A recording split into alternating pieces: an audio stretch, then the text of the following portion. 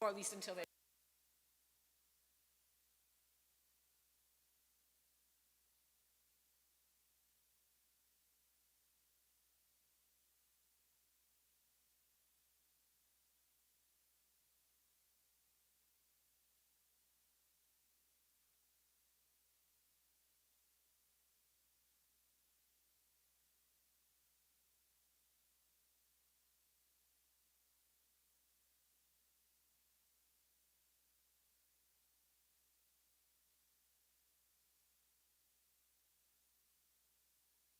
I'll just ask you for. All right. For the riser. It's 22 stairway. 22 stairway? Okay, I got it. It's right. I got it right. See?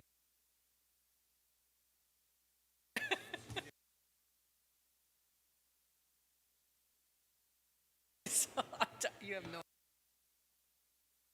how to.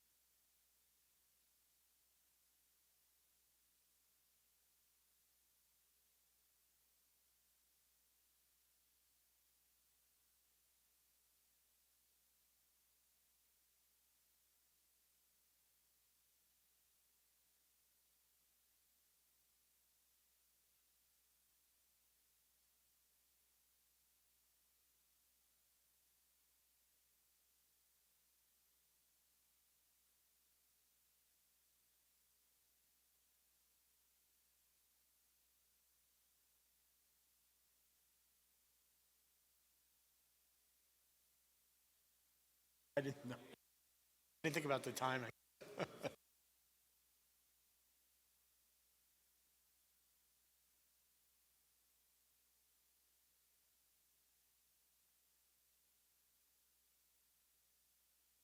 No. Oh, there we go.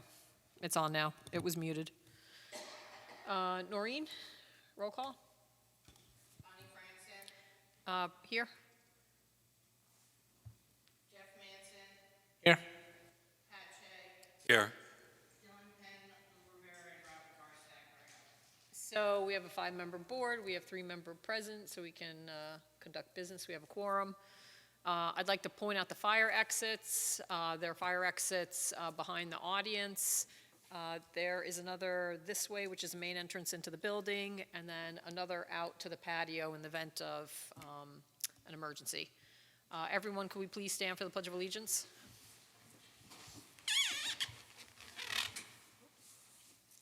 I pledge allegiance to the flag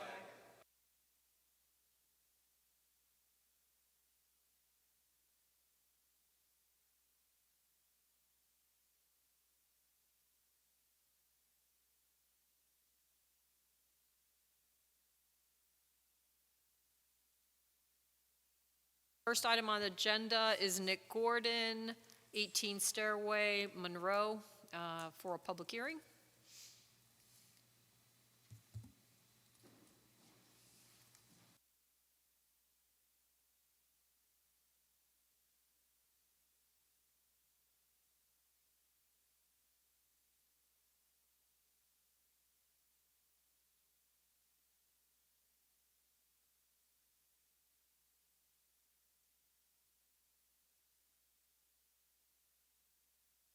You'll have to turn on the mic when you're ready to present.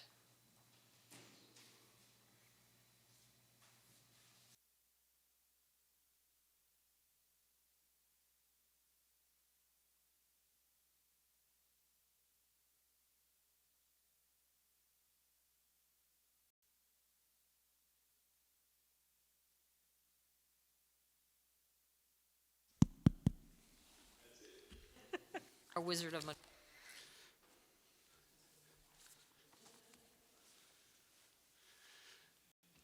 All right, good evening. David Higgins from Lankentelli Engineering and Surveying. Would you like? A brief overview of the project. Sure. Sure. So the application that we have here tonight is for Nicholas Gordon and Monroe Landscaping.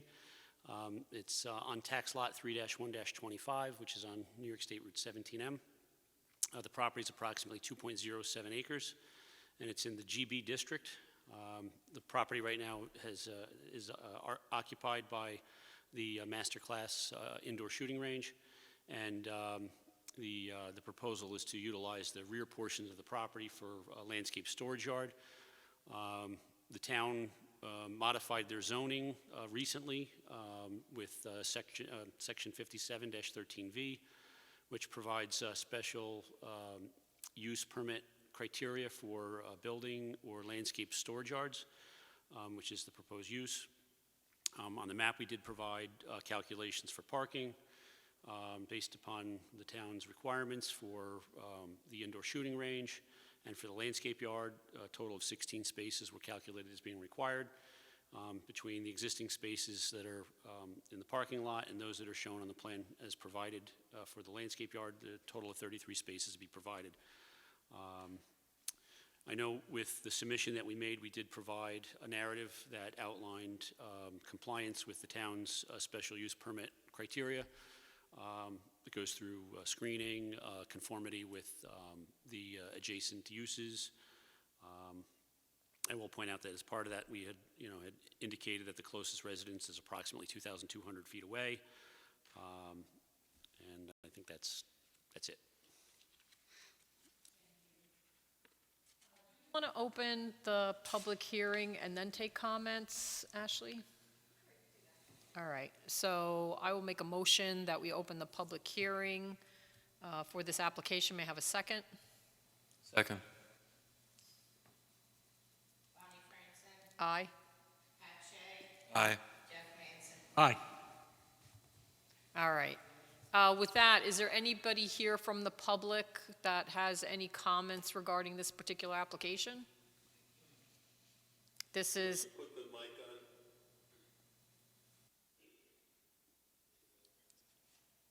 on. So this is 18 Stairway in Monroe.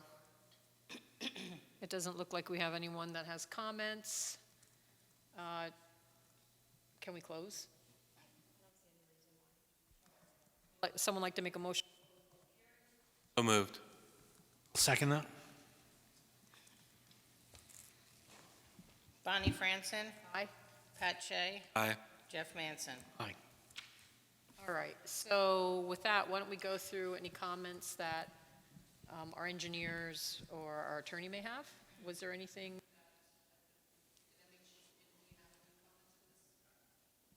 The only thing Sean mentioned to me for this application. The only thing Sean had mentioned to me for this application was he believed it had been circulated to the county for review. Yeah.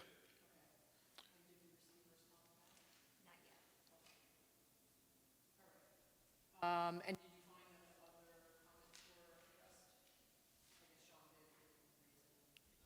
Yeah, I believe that was his only comment, along with discuss the status of seeker. Sure. So for purposes of seeker, it would be a type 2 action. You were waiting for some additional information at your last meeting to make that determination. I did have just a couple of additional comments. So the site plan for the adjacent property, the 22 Stairway, you're going to be removing a portion of the paved area and driveway that's on this lot. So if you could add those improvements to this site plan to show that, or those, removing those improvements to this site plan, that way Okay. that can be approved as part of this. The narrative for your special use permit, it indicated there's limited lighting. I wasn't sure if that was existing or proposed or, It's all existing. Okay. Yes, there's no lighting proposed.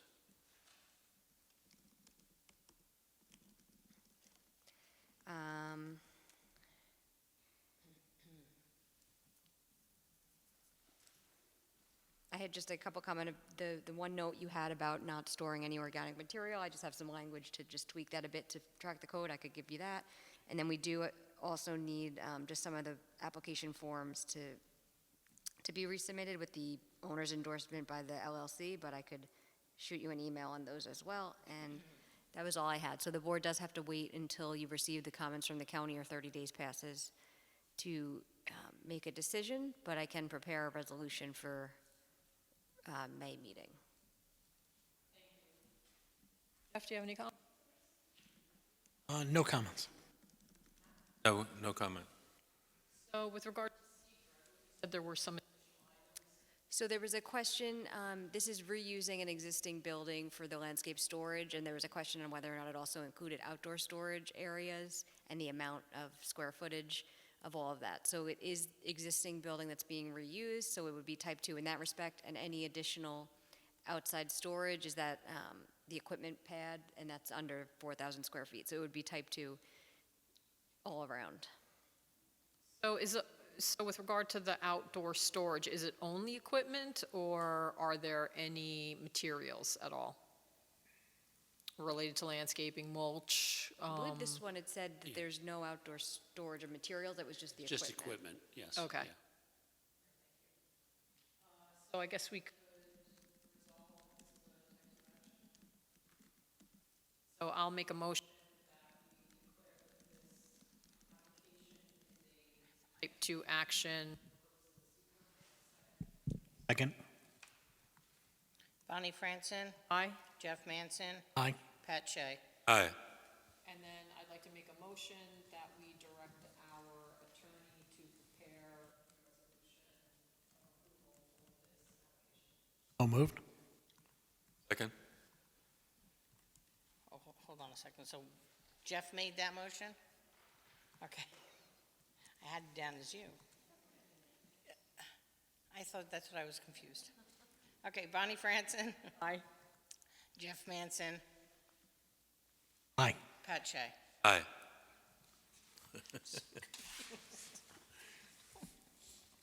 We'll talk later. No problem. All right, so at this point in time, we're going to move toward considering this for the May. Or May regular,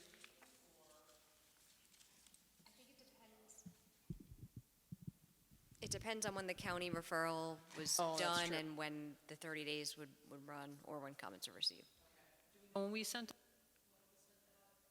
I don't know. I know I had just asked Noreen just the other day after I had a chance to review the new submission and determine that it was required, so it would have just been in the last. It would have been either yesterday or today, and I know Okay. I didn't do it yesterday. okay. So it's possible, So likely the we'll second. have to see if likely they the send second anything meeting. back. The other thing I could do is follow up with the county and see if by chance, I don't know what the 30 days where that puts you with the meeting, but we can certainly try to elicit a response from them prior to. What's today's date? Relatively, Yeah, so the next meetings would be the Set will be the 8th and the 19th, so it would have to be the 19th. 20th. 20th, sorry, The 20th. So it would be the 20th unless something's before then. So then the 30 days would certainly pass Yeah. then. Yeah, they are Right, taking okay. the 30 days too. Okay, we haven't been getting them. No. okay. And in I the- asked on other ones and they said, no, we're at a 30-day limit right now. Okay. And I guess in the meantime, then I'll coordinate with Ashley for the language that needs to go Yeah, on the I'll map. send you an and email on those Those ones. other items, okay. Yep. Sounds good. That item on the agenda, advisor.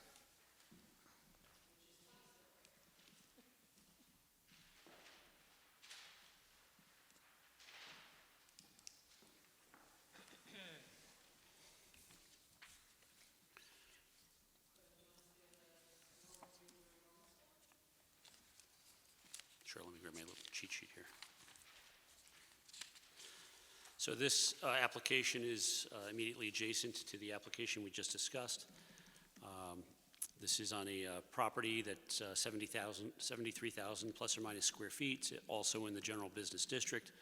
Similarly to the last application we just discussed, it benefits from the town having changed the zoning to include section 57-13V, which is the building or landscape material storage yard. The applicant is looking to utilize the property for building contractor equipment. The lot's going to be used just by the owner for their own use, their own contracting company. Similarly to the last application, we had provided a narrative that went through conformance of the application with those sections of the code for the special use permit. And again, we went through the landscaping, the existing screening that does provide buffering of the property. Again, the nearest residence is approximately 2,100 feet away. I do know that from the prior review, there were certain features, some things on the site that required some relocation. There were on the survey map provided some concrete jersey barriers in the front that were within the front setback. We have shown those as to be removed. We also provided an asphalt parking surface for heavy equipment as the town code requires. Just a quick, on the Jersey barriers, are they going to be removed or relocated? I thought it said He'd like to relocate. remove them, but I believe the owner had said he's having a hard time finding a place for them. So Okay. they'll probably be relocated onto the property that'll be outside any of the setback areas, because I think that's what the town That was code the issue, yeah, requires, yes. okay. I mean, but if he can get rid of them, I think he's going to try to, but it's more Okay, likely so they're it going will be to in wind either- up being relocated somewhere on the property. Okay, so it'll be an either or. Yes. And then also, there is an existing driveway that was put in that apparently encroaches onto the adjacent property, the master class shooters application that we just discussed.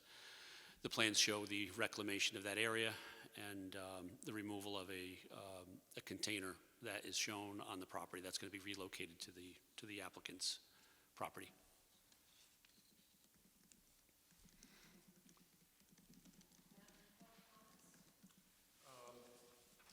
Well, as Dave just mentioned, and we discussed in the previous application about the encroachment onto the adjoining property, they will be doing work to remove that. Just wanted to clarify if there's any temporary easement or agreement required for that to proceed. For it to be reclaimed or removed? Yeah, They don't have an easement, which is the reason why they're removing it. But I guess, they'll coordinate with the adjacent landowner and make sure that they understand they're removing it. okay.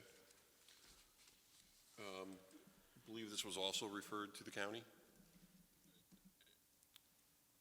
And I don't know if we've received the same Same. situation as the previous one? Okay, That just went out. all right. And then, again, a discussion on SECRA and what the status of that is. Or we discussed, So I did have a couple questions about that. So you have it's a total of 3 storage containers, is that correct? 2 are being relocated and there's one smaller one? I believe so, yes. I'd have to look at the plan, but I believe there was one that was on the adjacent property, and we were showing it to be relocated and And then one And was kind of shifted, in the I think, setback that rotated. you were shifting a little bit, Yeah. and then I think there's one smaller. So were those storage containers there legally, or, because I think there was a violation for this property? What I understood was that the violation had to do with the use of the property. Okay. That they didn't have site plan approval for use as a contractor storage yard. I don't know that there's anything prohibiting them from using storage containers for their equipment, other than the fact that they didn't have site plan approval from the planning board. Do you know the size of the total size of the storage containers? Is it under? That I don't know offhand. Okay. I'd have to check it. You talking about volume, or you talking about area? Area, just wondering if it would be under 4,000 square feet I'd have for to- purposes of there's type 3 2? I have a scale. You want me to Okay, if you could, measure it? we could maybe roughly Okay.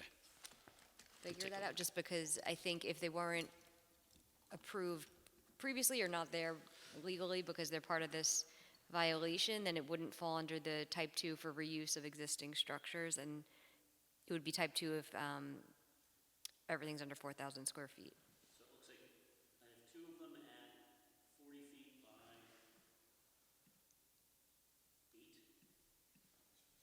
640, 650? And then the other one is like half that size. Okay, so definitely, okay. So less than 1,000, probably. I'm thinking of that Walmart application that had a bazillion storage containers, and they were, So that may add up. exactly. So then it would be type 2 as well.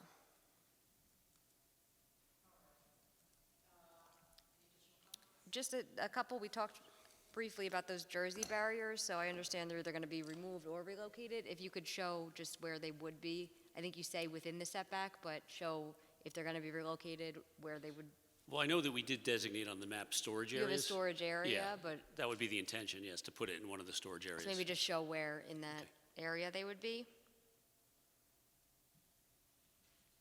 I mean, there's no, I guess the reason I'm asking is because if he happens to move them to make room for equipment, I'm assuming that's not a violation of whatever approval this board would give. Like, as long as that's not within the setback, I assume that's acceptable, as long as it's in a designated storage area? Or Yeah, I is mean, that I guess not the they're case? not a permanent structure. Yeah, I just don't want to get into a would you- no, situation where yeah, it's I shown on a map understand. Mm-hmm. and it's in this location and he moves it and now somehow it appears that it's some sort of a violation No, of no, that's the approval. a good point, so. Yeah, Yeah. I think there's a note on the map that indicates that. okay, so maybe just, I yeah, believe. double check and make sure it's clear that it's, going into that, maybe an arrow of where the storage area is, that they'll be removed too. With all the disturb.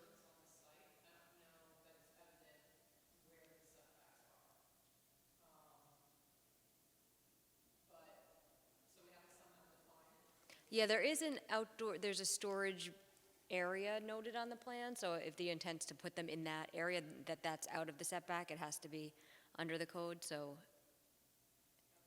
I don't know that there's a way actually on the site that it's gonna be defined, but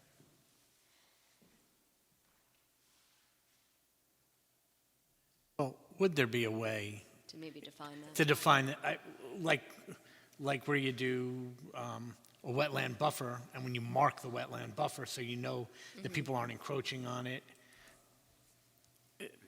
Because the material storage area is adjacent to the setback, and we want to keep it out of the setback, can we require some kind of marker?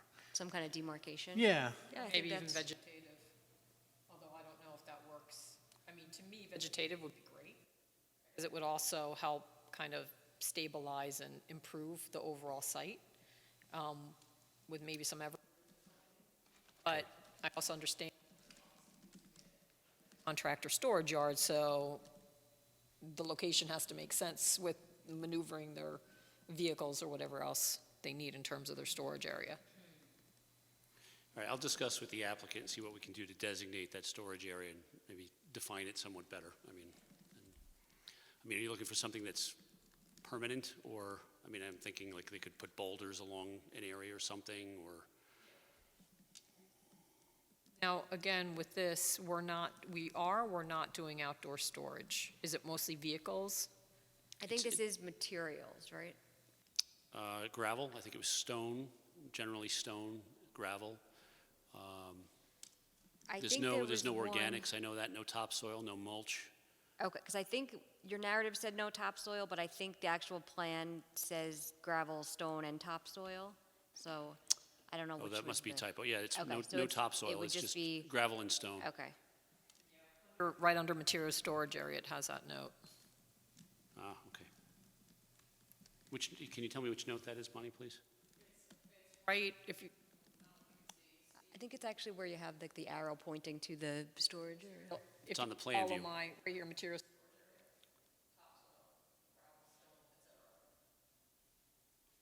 Got it, okay. Yeah, And that's a maybe too, typo. just looking at the material storage area, if you, I guess you're gonna add some delineation around it to include just on the, on the side too, and I don't know if there's any, way to Is- delineate if it's going all the way back to where you have those parking spaces, or just to kind of mark where it is. Yeah, I think to that point, there's this kind of general outline in here. Is that supposed to be the gravel driveway? And then if so, what is this area? Is that where the material is being stored? Yes, and that's mostly gravel right now. It might have helped if I actually left the aerial image on that we used to help identify some of those areas. Yeah, it actually would be useful if you have a current aerial, We could put something on. Yeah. And again, just for informational purposes. would you want that on the formal map to be submitted, or just, in addition to the formal map that has the, do you want that mixed in with the line work, I guess is what I'm saying? Yeah, something, have to be the formal site plan, but something that you've superimposed the proposed layout so we can compare it to what's there now. Okay, so an aerial map to accompany the site plan. Yeah, because I'm having a hard time sort of orienting myself here. Yeah. There's a dark area here, is that wet area? Or is that a tree? Or is that the shadow of a tree, I think? Because Yeah, here, that I'm not there's a sure. wetland over here. Yeah, that pond is shown on the map. Okay, so that's probably the shadow, just like this is the shadow. Yeah. These don't necessarily align very well. We had some Google-type mapping, aerial mapping that we were using for reference in certain things, looking at things like the screening and the landscaping.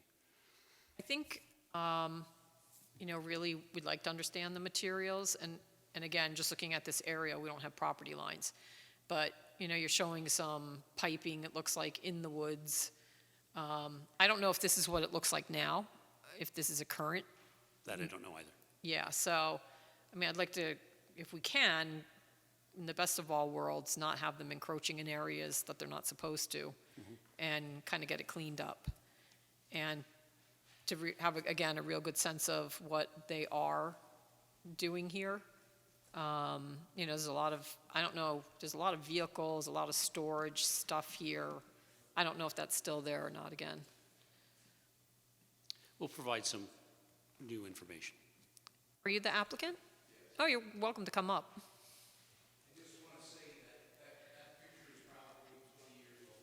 You could come up, only because we're not going to hear you on the recording.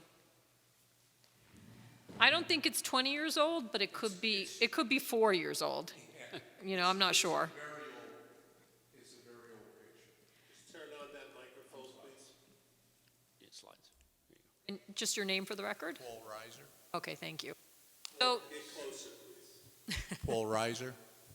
so what are you doing there on the site? What do you have stored right now? So really just the storage containers and one truck. What's being stored in the storage container? Tools, basic tool, work tools. Okay, and for a landscaping business? Yeah, I do excavating, same, Okay, and landscaping. okay. And are you doing boulders there, or soil, or? I have just some gravel stored there, that's it. Okay. So we're just trying to define sort of the area that you're working under. So that's why the question was coming up. Yeah, if you look at the existing, what Dave drew up, that's really, like you see the storage containers that are in the Google are not in the same place. They've been moved a long Okay. time ago. Ashley, did you have additional comments? I think the same change I have for that one note that I'll just talk to Dave about. And I think if you could submit an owner's endorsement from the adjacent property owner for the removal of those, for the pavement and things that are being removed on the adjacent lot, between the owner's endorsement and then adding it to that site plan, I think you'll be covered there. And the same question about lighting, your narrative mentioned it, is that just all existing lighting? Is there any? We don't have any lighting there. No lighting, We don't really okay. use that property much. So in general, if you want lighting, shown on the plan, want to see it afterwards, especially the stuff, right, We don't even have directed electric. outward? I don't have electric on that property. Okay. Yeah. Okay, thanks. Okay. And I think that was it. So this one, again, had been referred to the county. It'll require the 30 days. So I would say if you wanted to set a hearing for your May 20th meeting, you should have then the county comments by then. Jeff, comment? Ashley, so I was reading through the code analysis under the 5713V in section 4 where it states no compost, mulch, topsoil chemicals will be stored on the site. What kind of chemicals is that portion of the code encapsulating? When I was on the site last month, there were numerous things around. I don't know if different canisters and that sort of thing. So it wasn't clear truly what was being stored on the site. There was a lot of material there in and around the storage containers. And I just want to be sure that nothing is stored that shouldn't be under the code. But I mean, Sure. but chemicals is kind of a broad term. It is. I guess the question would be what those were and whether they were chemicals. And it doesn't say that they can't be stored, it's that they can't be within 100 feet of the property lines. Okay. And that if they are to be stored, the planning board has to specify, where and the related restrictions regarding that. So I think I'd say any type of chemical, I mean, you'd think what's normally used in terms in landscaping businesses, fertilizers, pests, those kinds of things. I know they mentioned salt, I think. I guess the question would be for the applicant, are there any chemicals? No, we don't do any like landscape stuff. There's no fertilizer. We don't do snow removal. Oil or Motor oil. But that's, gas? No gas. Just really. oil? Yeah, motor oil to change the oil in the vehicles or something, that's it. But that's inside the containers. And is that are you storing, are they on the out? There may be a couple empty cans from the outside, but there's nothing, if there's nothing in them. I don't know that oil would be chemical.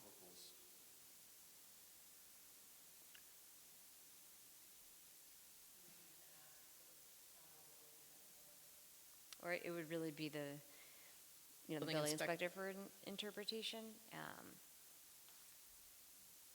I think since the issue is keeping those kinds of things out of the setback, just in the area, because the two large storage containers are going to be adjacent to the setback there on the side, it might make sense. And it's actually a 100-foot setback for those. It's just from the 100-foot setback It's a from the front 100 setback for to store those things, so they can't be within 100 feet of of the property line. the property line. So that, I know the storage containers are complying with the side yard setback, but they likely don't comply with that 100-foot.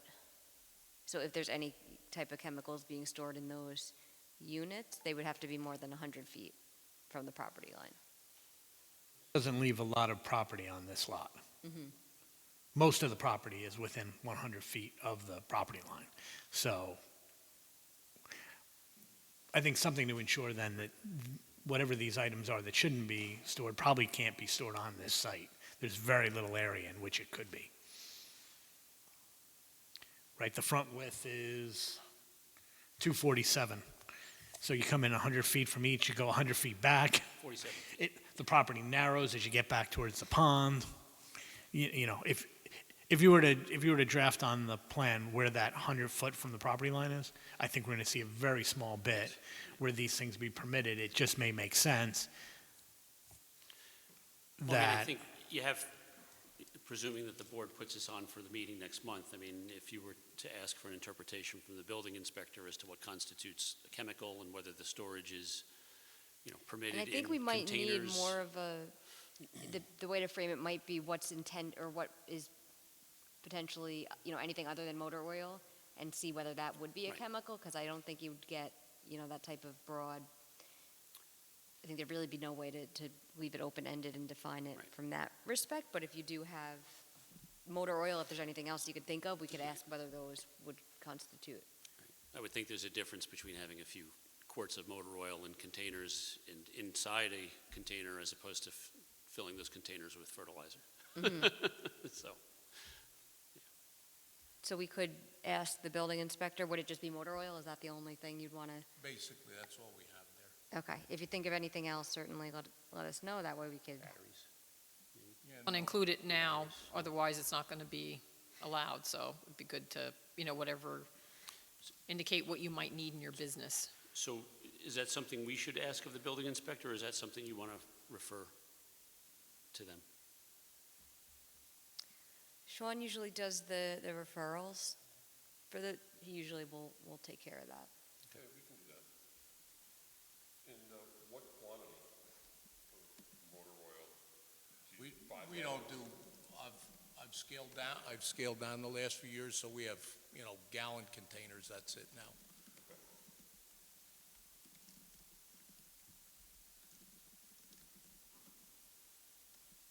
nothing else right now. Oh, I don't have anything. So, in looking at the plan, did at one time or at present, is this part of your operation? It looks like it was disturbed at one point. Yeah, yes. Okay, but Someone else had been using that, area? yeah. I don't know who, So I think from a long time ago. in the best of all worlds, again, we were talking about demarcations, to put something that shows where the property line is. Let me ask you, would you consider just taking those Jersey barriers and, Putting them there, yes? barriers in the,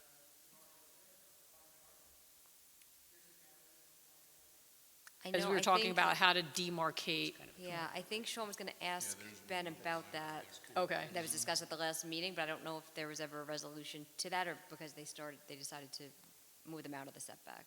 so you would have to ask the building inspector whether that's okay. But if you can, I think that'd be a good visual to make sure you don't encroach onto your, in the future onto your neighbor. So would that be, can they be in the side yard setback? Is that the question? Well, so we were just talking about this lot line, and in the past, this was encroached into by Okay. whatever operation was there. So it would be along that lot line you'd be looking to put So them? at a minimum along the lot line. Okay. Um, Yeah, if you could include that in the same request to Ben. What's the situation? You have some kind of, is it a drain here? Yes, that comes down from the pond up on the top. Okay, so that's draining the pond. Okay.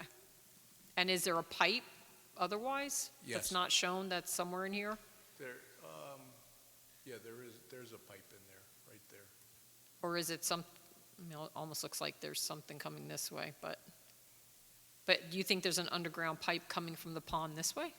No, just one small piece of pipe. So just like a swale coming down from the Yes. pond? Yes, Okay, exactly. okay, It's been there forever. okay. You're showing 2 spaces here for parking. Is this just a gravel area? Yeah. So it's not really like you could see where those spaces are unless you put some kind of ties or something there? Correct, it's just an area that we've designated in the gravel where he could park 2 vehicles. Okay. So realistically, are you really going to park there, or you're just showing it to meet code? Just showing it to meet code, that they have an area available for parking For- vehicles. to And again, meet- it's just for his own use, it's not like a public, people aren't gonna be Location coming where there they for come meetings in or and- anything, yeah. Okay. It's just his own use. Because I would say if it's intended to be parking spaces, that we just put some railroad ties or something down there, so you know those are where your 2 spaces are. But again, I think it depends on your operation. We talked already about the Jersey barriers. It looks like you're going to move your shed. Are you moving your shed over here, or where are you moving the No, shed? It's going. It's going. It's going off the property. Okay. So we show that you're going to reclaim this area. Is that something that was asked for by the other owner, or just something you're proposing? Something we're proposing. Okay. So you have, and again, in terms of site conditions, maybe you remember, Jeff, so you're showing this area to be reclaimed and you're going to seed it. And then it shows this area in here that looks like that's the same case. Is this already vegetated? It looks like it's a hill, but is that just equally, does that need to be reclaimed? It's kind of in between the 2 reclamation areas. Well, I think that the reason we're doing that is because there currently is an access drive there. And I think neither property owner, I believe, recognized that it went across the property line. But as a result of the surveys that we've done for both properties for these 2 applications, it was recognized that that access drive does go across the property line. The fact is, they don't have an easement to utilize that, so we were showing that as to be reclaimed, believing that, the board did not want, us to show that as an access and for the property owner to continue to use it without an easement. So Okay, we're so, reclaiming it for the purpose of him no longer being able to use that as an access drive. okay. So I wasn't sure then again, so it kind of shows like this little triangular reclamation area, and then you have this, and it kind of leaves this area Oh, here. in the middle. So Yeah, is in the that middle. pavement that's also going to be removed? Is that going to be reclaimed too? Can it be I seeded, think or? your shading is just on the, Take a look at it again. Yeah. see how you have the driveways being reclaimed, and then you have an area that's on the adjoiner's property that you're reclaiming where it says paved area. But then in, Behind the existing, That's between the two storage containers, and they're going to be removing the storage container from there. right, but the hillside, the little hill here, what is that? We were not going to regrade that. We were just going to leave that. Right, but is it dirt or is it actually already seeded or? It's just gravel. Yeah, It's just it's gravel just- underneath the storage container. Okay. So you know what? I'll make sure to go out into the field if we could remember and take a look at it. I mean, that piece of hill is clearly not usable for anything. There's not going to be an issue as far as the applicant putting anything there. It's too steep. It looks like it was cut out previously to make the flat area where the storage containers are, just into the hillside. And then there's the gravel road that kind of goes around the top of that. But it's steep enough that I don't necessarily think anything is necessary to be done to that hillside to prevent it from being accidentally used. Yeah, to me, it wasn't about changing the hillside because it's slope, et cetera. It was just you have grass here, you have whatever, and then you have paved area that's being taken out and then reclaimed. So it just begged the question, kind of what was in between. But I can raise that at the hearing, just so I get a chance to get out there. And so in terms of how you do get access, you get access through this, there's a gravel drive in here along the front of the site? Yes, extends from the master class shooters parking lot through an easement that goes all the way out to 17M. Okay, so that takes care of their access, and there's nothing additional we need in terms of agreements, or it's enough that we show an easement, Ashley, over that area for them to go over masterclass? We're talking about the easement area here.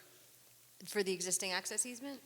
Yeah, because they're getting access for this site over here, so that access easement is sufficient? You don't need any agreement, see any agreements or anything else? I believe there is an easement already. Right, so easement nothing else agreement. is needed then? No, if there's Okay. an existing easement, and I think I'd found it on the county site. Yeah, they definitely map it. Yeah, I think it has a book and page number. And so other than that area, you're not using it.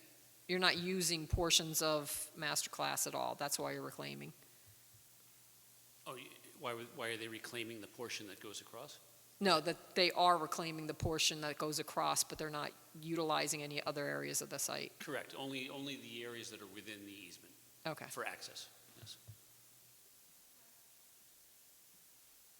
So those were my comments, and I think we can schedule a public hearing.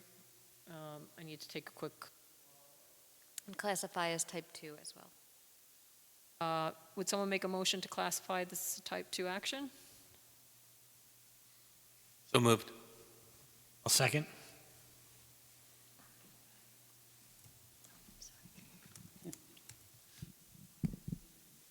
Take it out of the, True. Bonnie Franson, aye. Jeff Manson, Aye. Pat Shea. Aye. And then what date are we targeting for a public hearing? May 20th. May 20th? So I will make a motion that we schedule the public hearing for May 20th at 6:30 PM or as soon thereafter for this application. May I have a second? Second. Bonnie Franson, Aye. Jeff Manson, Aye. Pat Shea. Aye. And that's about all we can do this evening, and we have to wait for the gentleman's. That meeting? I think you can, because if there's anything that needs to be added, we could just add it as conditions. So I'll make a motion that we have our attorney prepare a resolution of approval, draft it for the May 20th meeting. May I have a second? Second. Bonnie Franson, Aye. Jeff Manson, Aye. Pat Shea. Aye. Okay. I think that's it for this application. Thank you. Sure. Should I stay here? Am I on for the next or for the one after? Yeah, we're going to quickly, because I believe it's extension. Yes, Did you work up a resolution, or no? We'll just make a verbal motion to extend? It would be a motion to extend, I would say for 90 days. Would that be sufficient? I know they're working through getting all the final agreements in together. I don't think it's going to be that much longer until everything's finalized. What date that takes us to? About It would be about 3 months from, April 15th. June. it would be, yeah, sometime in July July. I don't have the 15th exact or so? date. The meetings are July 10th, So I would say to go to the July 10th meeting. What was the other? 15th. That's July 10th. So I will make a motion that we extend the approval for 127 Seven Springs Road subdivision to July 10th. 10th, 2025. May I have a second? Second. Pat Shea, Aye. Bonnie Franson, Aye. Jeff Manson. Aye. Thank you. Yep. Okay. Yep, great, thank you very much. So if there's any issues, then just send us a letter in advance with 127 Seven Springs Road. Okay, will do. Thank you. Okay? Thank you. Yep, have a great night. You too. Thanks.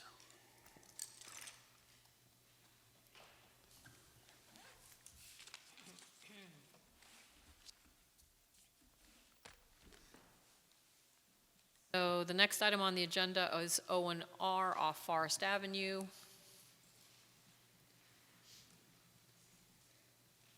Good evening.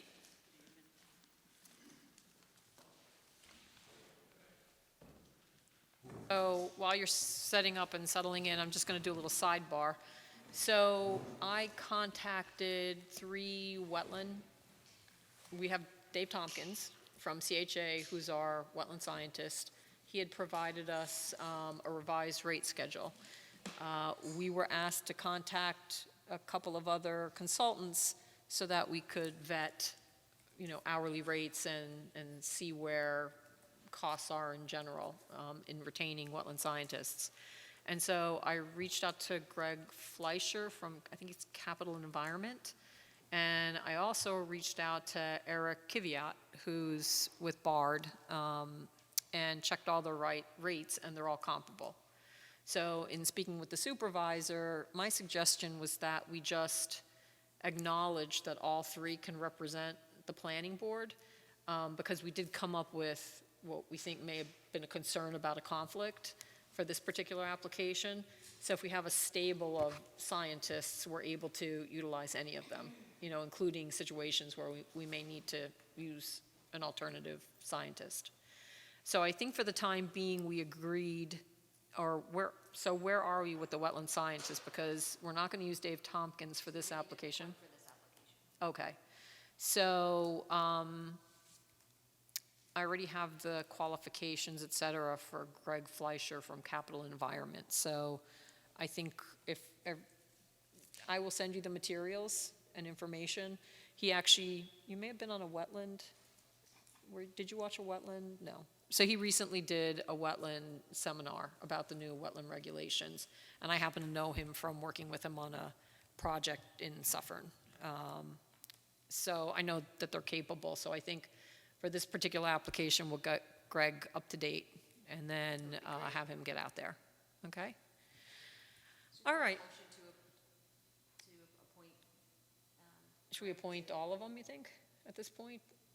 Or just for this specific? For this specific, you could do that, but I think. Ashley, take the microphone, please. Sorry.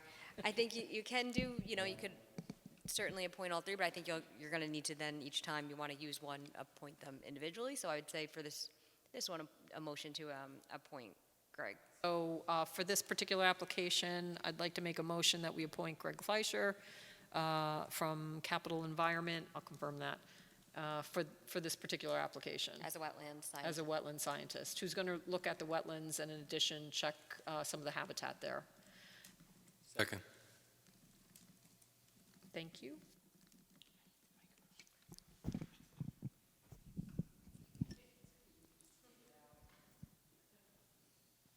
Bonnie Franson, Aye.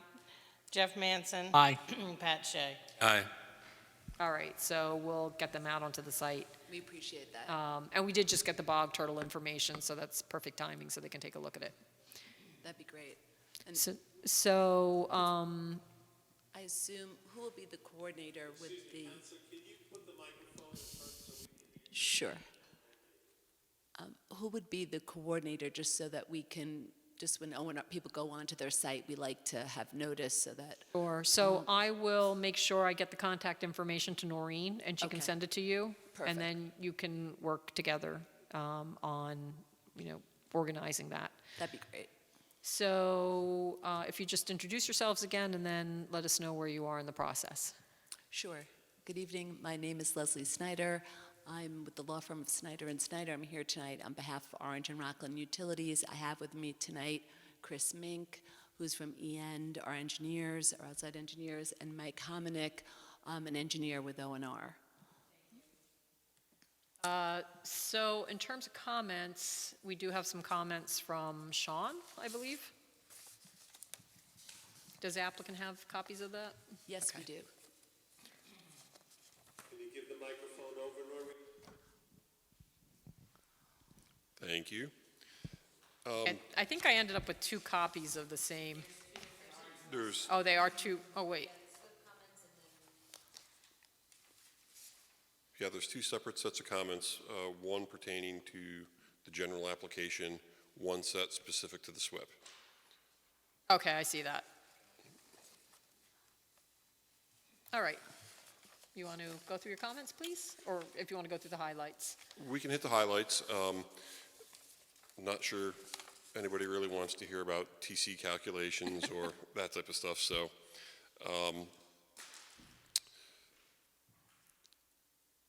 We discussed wetlands and getting the consultant on board for that. Any mitigation measures proposed with the use of any pesticides or associated with the equipment on site? Are there any practices that go Yes. along with that that will be noted on the Yes, we plans? provided that in our wetland report, and we'll make a note on the plans as well. I think that's what Sean was requesting, that we actually put it on the plans. Yeah. I think he was satisfied with the, with. content of with- it. Exactly. Yeah, okay, Exactly. great. I just want to make a note, you have on this memo the plan date of February 25th, 2025, but our plans were revised March 28th, 2025. So I assume that's probably just a typo. But Probably, yeah, a typo just from the want to make previous sure we're one. referring to the updated plans. Okay, And we do understand there's a new tree law, so we will have to, even though we spent a lot of time on this tree plan, we'll update it to deal with the new tree law, which we saw was just enacted. okay. And then the application has been referred to the board's landscape architect? That's something that normally Sean organizes? Yeah, I think you said that it has. It has been, okay. It has been, yeah. I don't believe he's incorporated any comments with that, but I'll follow up with Sean and see what the status of that is. And once we get the new submission, then we'll send that one over. We can maybe tell Karen to hold off on her review until that. I don't think there's going to be anything substantive, because if you look at these comments, this is like the 3rd time we're revising the plans, but they're pretty, I would think you would agree, and I think I spoke to Sean about the plans, and he said he thought these comments were very minor. No, I just meant the tree plan itself. That I was Oh, from the tree purposes, sure. Couple comments on the lighting plan in general. The one, there's some areas that exceed 5-foot candles. If possible, could those be reduced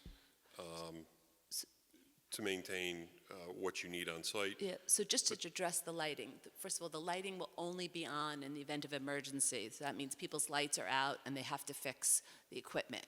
The highest level on the plans was, I think, 7.9, but I looked under the IES standards, and they say, like, for a gas station, under the canopy, they allow 12. So we're lower than that, and really it will only be done with emergencies, and people really need to see the equipment. So we would ask, I looked at your code too, and there's nothing that requires the 5-foot. That may be just a general. And when you look at the boundary lines of the property, there's no light going to the other areas. So I think we'll take that under consideration. Our policy has been to have dark sky in general fixtures. And if you look at dark sky standards and or certain other standards, it usually is 5-foot candles max. So let's think about that, because I understand you're saying that these are not going to be on. Correct. And that they're only turned on in the event of a emergency. So I think, well, let's think about that. We'd appreciate it, because obviously we want the people to be able to see. Yeah, see no, it. I appreciate that. Are they, so, and at other, then to that point, at other O and R substations, if there's an emergency, the lights turn on, they're not using additional lights, flashlights, other equipment? I don't know, Mike, if you want to address that.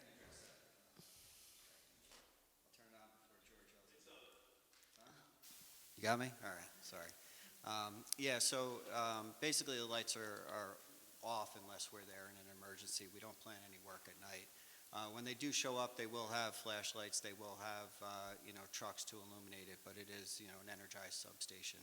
It's basically, their work facility. So while those things are helpful, having those overhead lights for safety, walking around the yard, people traversing through the yard with moving vehicles, that sort of stuff, it's all very helpful to have, permanent lighting that's, illuminating the yard for them at that time. Okay, thank Okay. Sean indicated that the application was referred to the town highway super, and comments should be received. I'll follow up with him on those and see what we can get there. And then his next two comments, he indicated that at the last meeting, the board had requested visual elevations and some architecture elevations with colors. If you could maybe touch on that. Yeah, we did provide that on sheet 9 and 10. That's what we provided the elevations of the equipment. I also have, and I can submit tonight, just a visual study that we did to show that there wouldn't be any impact in the surrounding area. But we did do the elevations that he asked. That's why I wanted to make sure he was looking at the right plans, which was sheets 9 and 10. And we did bring the material. Noreen was nice enough, we left it with her, and that has the color and the metal. That will be the equipment Okay. materials. The secret envelope. I didn't want it to get lost, so I thought that was the easiest way. Yep.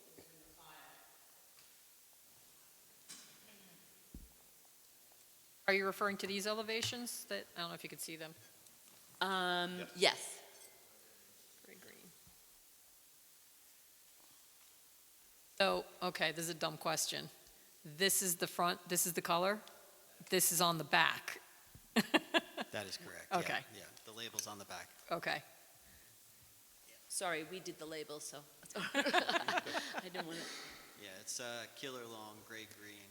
It's used to be fairly invisible, disappear into the environment. okay, thank. That's the same or very similar color to the substation on Orange and Rockland Road? Correct. That is correct, yeah. Okay. And then Sean indicated that the need for a public hearing should be discussed. Ashley? Sure, so just a couple. I know just this evening they referenced a visual study. If you can make sure you email that as well as providing the hard copies. One question I had, and it might be on the plans, I might have missed it. The fence, is that, the color of the fence, is that noted on the plan? I think it's a chain link. Yeah, what will be the color of the fence like? So our standard is a galvanized chain link fence. We don't use any sort of, Coating? vinyl coating on them. It becomes an issue for grounding. So when we have to electrically ground all of the fencing, putting all the coating on it makes it really difficult to get a continuous ground between the fabric, the posts, and the barbed wire that's used. Okay, if you could double check and just make sure, it might be on there, but just make sure that that's specified on the the plan. You can assume lead agency status tonight. I don't believe you've had any objections to your lead agency notice.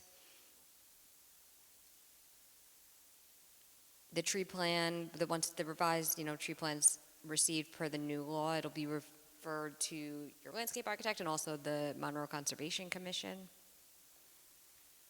And you will need to complete seeker, so if you would like, I could prepare a proposed part 2 for your next meeting, or your May 20th meeting, if you're going to be having the hearing on May 20th. So we don't have to do a neg deck before the hearing? Not before the hearing, no. Okay. But I mean, it also, we're waiting for the wetlands comments, so. Right, and we haven't seen the visual, and we just got the bog turtle. So I think we can review a part 2, but is there any additional information that's being submitted? Or those were I know you said we have the bog turtle that we're going to look at, Right. and the visual. And the visual, and we previously submitted the wetland, the U.S. and Fish and Wildlife, the species list, Information. and that, all that Okay. documentation to show we weren't affecting any of those. And then all of this is going to be reviewed by the consultant Wetlands that we consultant. retain. So I'm okay with opening a public hearing from my perspective. I'd like to hear the board's comments since we're still getting stuff in. I don't know that we're going to close the public hearing if we open it. I just don't want that expectation if we're still working through this. Any thoughts? I'd be okay with starting a public hearing to keep the process moving. Pat? I feel the same. So, all right, I'll make a motion that, let's start with the lead agency. I'll make a motion that we acknowledge that we are lead agency at this time. May I have a second? Second. Unlisted act. Bonnie Franson, Aye. Pat Shea, Aye. Jeff Manson. Aye. And then what date would the public hearing? May 20th. So I'll make a motion that we set a public hearing for May 20th at 6:45 or as soon thereafter. May I have a second? Second? You want to set it for 6:30, that way, just in case the other one. Doesn't happen. Usually, when you have more than one the same night, you still set them all for 6:30, that way. Okay. Yeah, I have some others that do it differently, so Okay, well, whichever you prefer. we'll just do it at 6:40 or soon thereafter. Bonnie told me to take it out. Hey, George, I told her to take it off because it was easier to move around. So 6:40? Yeah, let's say 6:40. So I made the motion. Did someone make a second? Jeff did. Okay. Excuse me. Bonnie Franson, Aye. Jeff Manson, Aye. Pat Shea. Aye. All right. And then it does require referral to the county as well, so you were waiting, at your last meeting, you were waiting for this additional submission, I think. If you feel there's enough now, I think you could make that referral. I think we can make the referral. I'll make a motion that we refer it to Orange County for planning for GML review. May I have a second? Second. Bonnie Franson, Aye. Pat Shea, Aye. Jeff Manson. Aye. And I don't know that we need a motion, but we'll have Ashley work on a draft of a part 2 for this action so we can consider what environmental impacts we think need to be considered. So we have an outline to look at. There may be others that we haven't thought of. So I think that'll organize us. Anything else we need to do this evening? The I comments? just have a question. Yeah. There's a piece of equipment on Larkin Drive. As you're coming down 105, you take a right on Larkin Drive on the left there. Is that Orange and Rockland equipment, and is it associated with the forest project? It is Orange and Rockland equipment.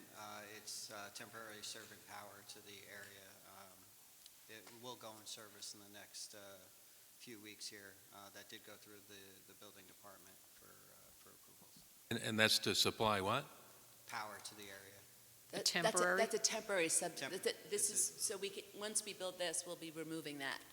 Okay. So, So we have an obligation it's- as O&R to provide power at all times. Obviously the growth is moving much faster than everybody can keep up with. So right now, that's our temporary solution to provide an additional feed into the area. Is that town property? yes, and we have an agreement with the town. All seen that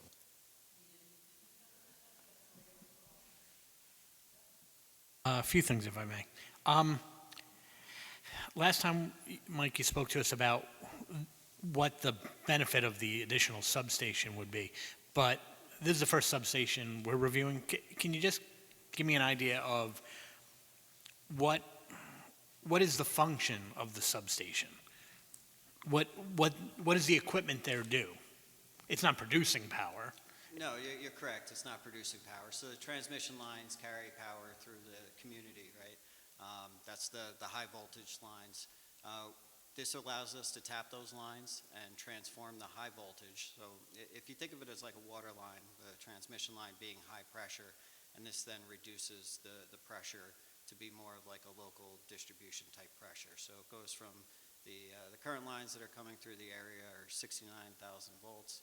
It takes that down to 13,000 volts, which is what you see out on the streets out in front of your house. And then just in front of your house, it'll reduce it down to the 110, 220 that then feeds into your house. Okay. So this will be equipment there that will control those transformers, monitor and control that, allow for switching operations, and then feed the distribution circuits that basically spider out. If you think of like a bicycle wheel, the substation being the center spoke, and all the prongs being the different distribution circuits, and they'll radiate out from the station and provide power out, so out to each area. So basically, It's stepping down from the Stepping the down. major Okay. trans. yeah.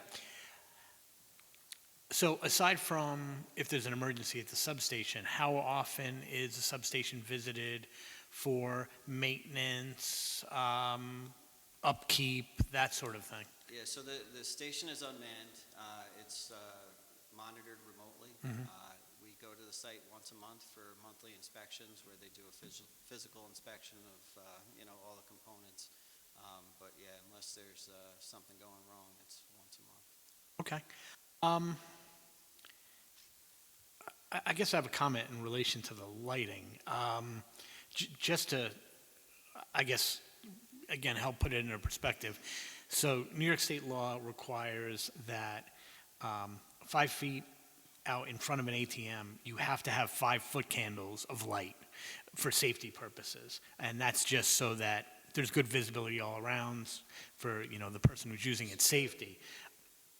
7-foot candles not so much brighter than that. And in a situation where people are working around dangerous equipment and bring it back online, it seems like that might be warranted to me. I did have a question. I know you're going to re-look at the trees under the new tree plans. It appeared to me that there's a number of trees that are proposed to come down, at least in the existing plans we have, that are outside the limits of disturbance. And I wasn't clear on that. If we're taking down trees, isn't that disturbance? Yes, all the trees within the limit of disturbance that are shown on the plan will be taken down. The tree plan does show some areas of preservation, so those will be saved. The limit of disturbance is shown on the plans, the tree inventory plans. The tree You could get preservation a little close. I'm sorry, yes. The limit of disturbance is shown on the tree preservation plans, and all the trees within there are being taken down and are accounted for as being removed.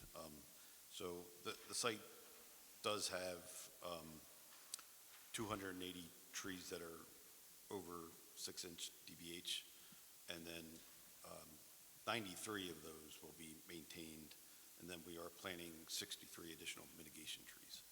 So there are 93 trees outside the LOD that are being saved out of the 280 identified. I mean, it seemed to me a lot of the trees that were coming down is where the access road is being proposed. And I'm assuming some along where the access road is being proposed because of the size of the trucks that come in there sometimes. That because of overhang and things like that, there might be issues.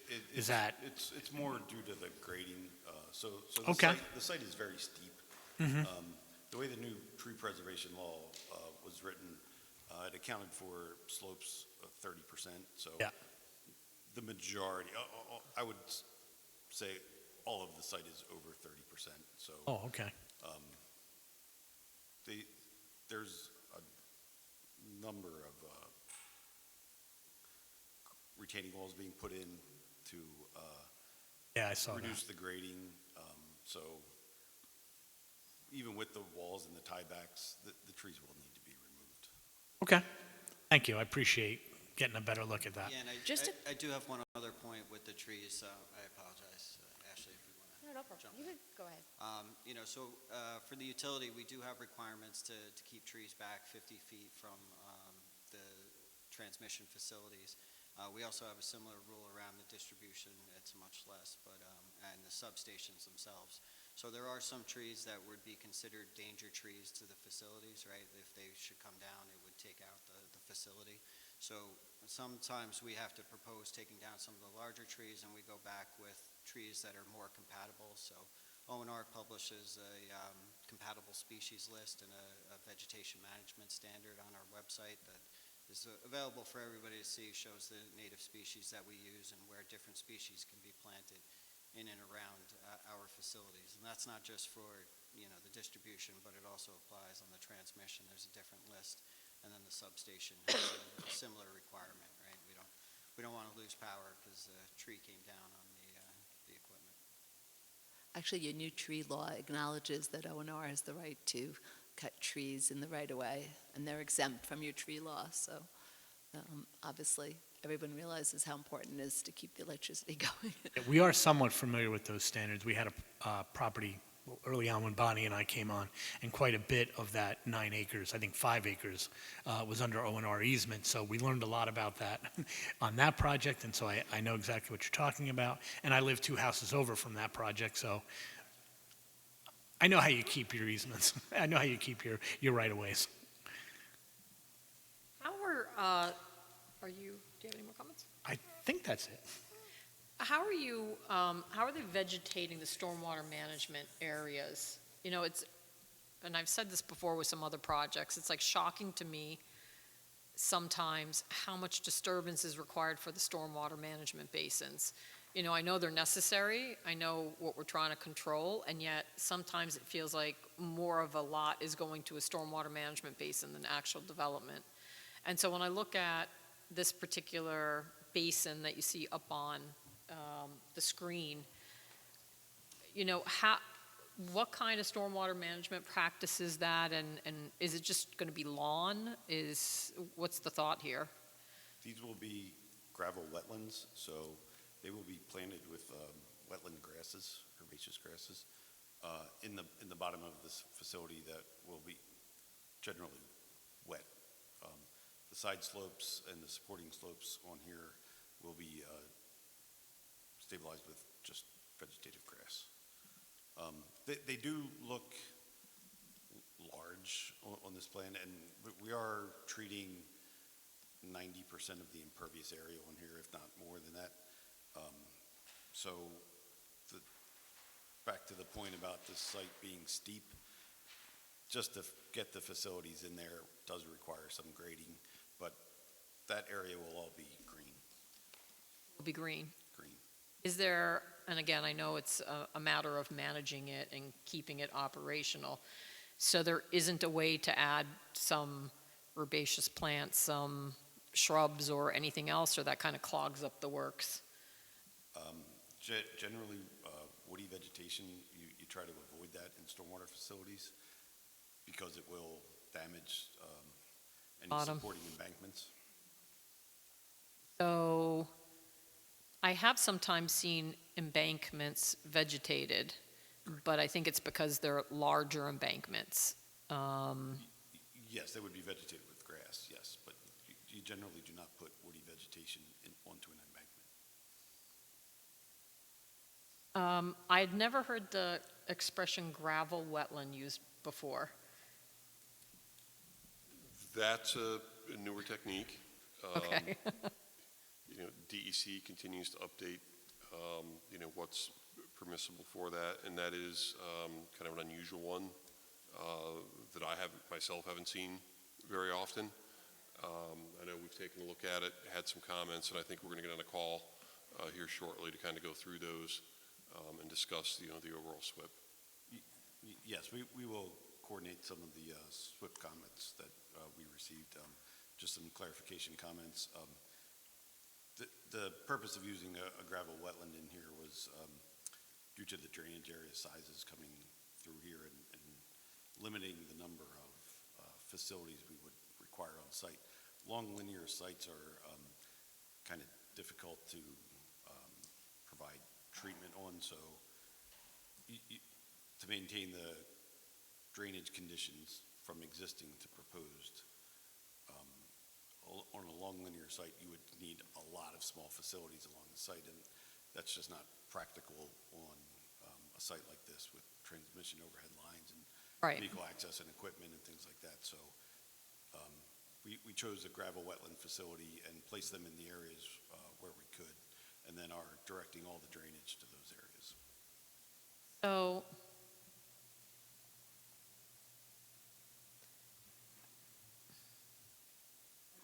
about the impact visually of this versus, and I know it may not be entirely practical, but there are other measures that can be used to the extent that they can be sited in an area that's not going to affect the lines. But I'll have that conversation with our engineer, because I want to make sure that, again, this is to me, a lot of grading, to be able to handle the stormwater basin. And sometimes management practices are selected because they're the easy go-to. And I'm not saying that's what you did here. But, so that's why I'd like to speak just to our engineer, because I think ultimately we want to balance the need for stormwater maintenance with the need to do something that, is all practical, still attractive to the town. Understood. And again, with regard to grading that's going on here, is there bedrock? Is there going to be rock removal? Is it still dirt? Because is this being created out of a mound, or is this being dug down? Is this like being graded up, mounded, and then you're creating the hole, or you're actually grading down from existing contours? On the southern part of the site, it will be graded down, and then on the northern part of the site, for the access road, it'll be filled to create the level. Okay, so the stormwater basin is going down into, you're doing a cut there. Correct. And so there's been geotech for that area? There's no issues? It is currently ongoing.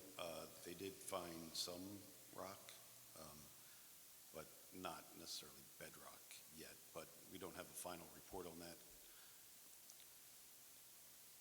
Okay, so you're still working on some geotech? Correct. Okay, so we'll expect to see that at some point. Do you know when it's going to be completed about? Approximately? I believe they finished all the borings, correct? Then they run some lab test results. Yeah, okay, there's 4 more borings left, and then they will run the laboratory test on the soils and the materials and provide the recommendations. Okay, so we'll see that. Correct. So we would want to know for blasting purposes, whether, or if it's going to be rippable for seeker purposes. We won't be blasting. So you'll commit to that? In the proximity of the transmission line there, You just won't do it? we prohibit everybody else from blasting, so. We'll call you out in the next, our next application. Sure, go ahead. The one other thing, so if I gather, DEC is going to be taking jurisdiction of these wetlands, if nothing else, under the new regulations that they have. And the town has its wetland regulations. In a situation like this, I don't know if we've even dealt with a DEC wetland before, but especially under the new law, how does what DEC's jurisdiction over the wetlands, how does Monroe's jurisdiction, or does Monroe lose all jurisdiction? Do we have jurisdiction as well? Does New York State supersede Monroe's, or are they concurrent? Essentially, they'll be concurrent. We've already talked to DEC. These wetlands are very low quality, so they're not that concerned about it. They said once the site plan is approved, then they'll do their review following yours, but they don't anticipate. We've had discussions with them, and we've submitted all the documentation regarding the quality of the wetlands, which we also submitted to you folks as well. We went through every single wetlands and that these are very low quality. I had a chance to review wetlands. some of that. So we have, to Ashley, we have our set of regulations, DEC has its set of regulations.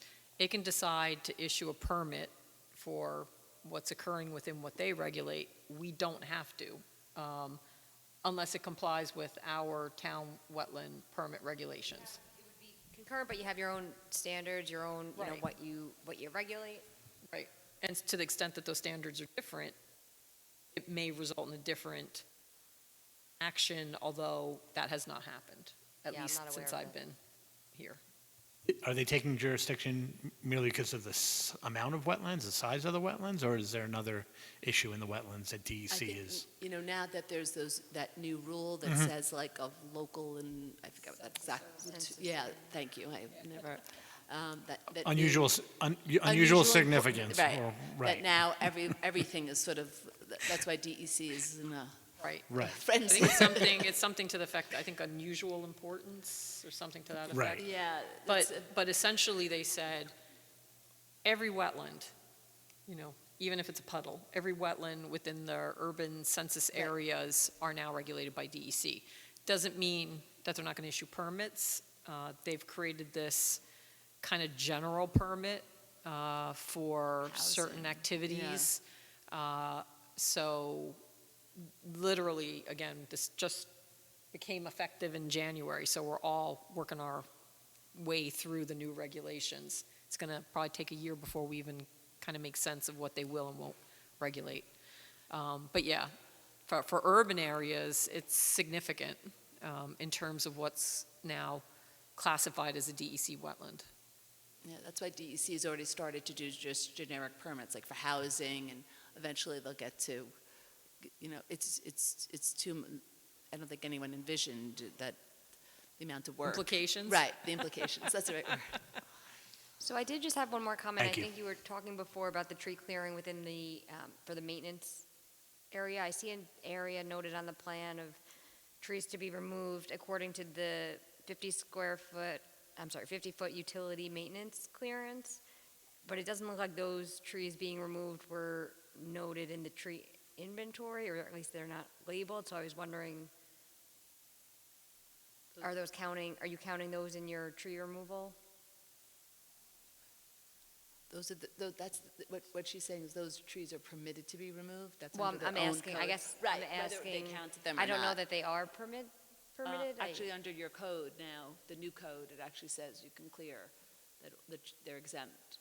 Okay, maybe if you So- just address that then when you're Yeah, talking we about the can tree just plan. clarify that when we do the new tree plan, because we're going to have to do new counting If there's a now. section that says that, then reference that, if that's why they're not being counted towards. Okay.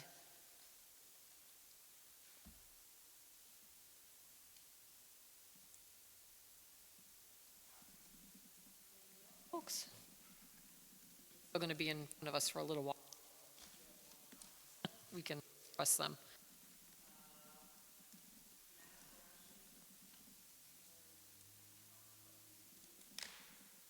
All right, so we've set the Thank you public much. hearing. We're Appreciate working it. on the part 2 and forwarded to GML, so we're, pushing it forward. We appreciate it. Sure thing. Thank you very much. Thank you. Have a good night. You too. All right.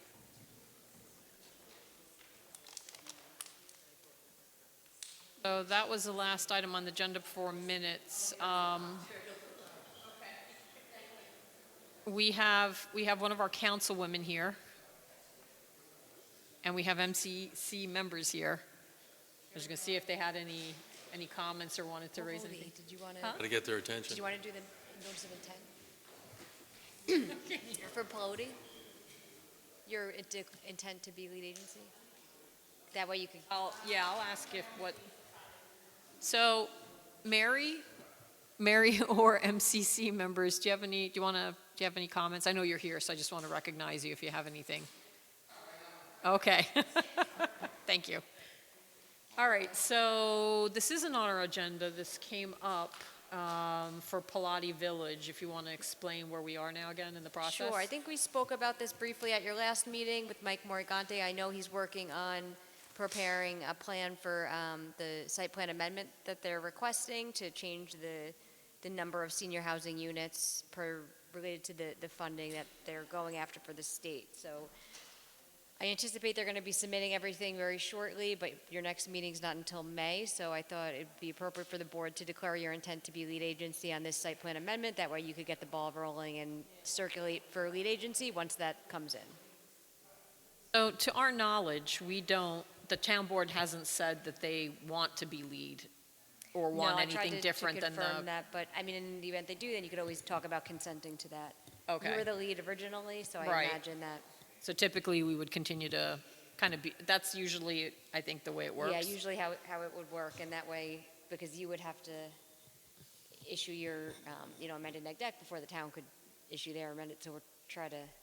Going back to the original process on this, the town board had expressed that they would rather us be lead agency because that's more our area of expertise.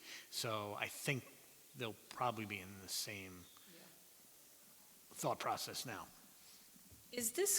Are we considering this recirculation of an amended plan, or are we treating this as a new or an amended plan? It would be an amendment to the approved plan. Okay, so that means we can piggyback to some extent off the prior seeker determination? Yeah, I think it would just be an update, just additional for those areas that are going to be changed by this change. So I Okay. think we had talked about those, it would really be and some additional parking, confirming the traffic's not going to be a significant increase. Changes to and- population or gallons or Exactly, anything that might have changed? and Fiscal impact. Any SWIP Fiscal. changes from additional impervious and the Yeah. fiscal impact. So would someone like to make a motion? I'll make that motion that we, Declare your intent to be lead agency for the Pelody Village site plan amendment application. that is the motion I will make. Second? Aye. Aye. Aye. Anything other we have to discuss? Any other applications? Trying to remember some of the I back. don't believe so. I know you originally had Target and Tesla on this agenda, but you're waiting for GML on both of those, so those will be in May, and I'll have resolutions for you for them. Right, so there was a conversation, sort of a conversation with, thank you, Thank you. with Casey about what was happening this evening, and I think there was some confusion, but, I think we straightened that. and I think it's been straightened out with regard to allowing the signs to be installed versus what's in front of us right now. So I believe we straightened that out. Just trying to catch up on anything, other projects. And at this point, Monroe Commons, no decision from Woodbury, as far as we know yet? No, not yet, and I think is their meeting tomorrow, maybe? I'm not sure if it's on tomorrow but I think it's coming up soon. Okay. So you weren't able to get to the February minutes, I don't believe, February 18th, right? I sent it to you. You did? To my other email address or this one? Sent everything. I sent Word and Hard copy? February 18th, you have Was- the Word.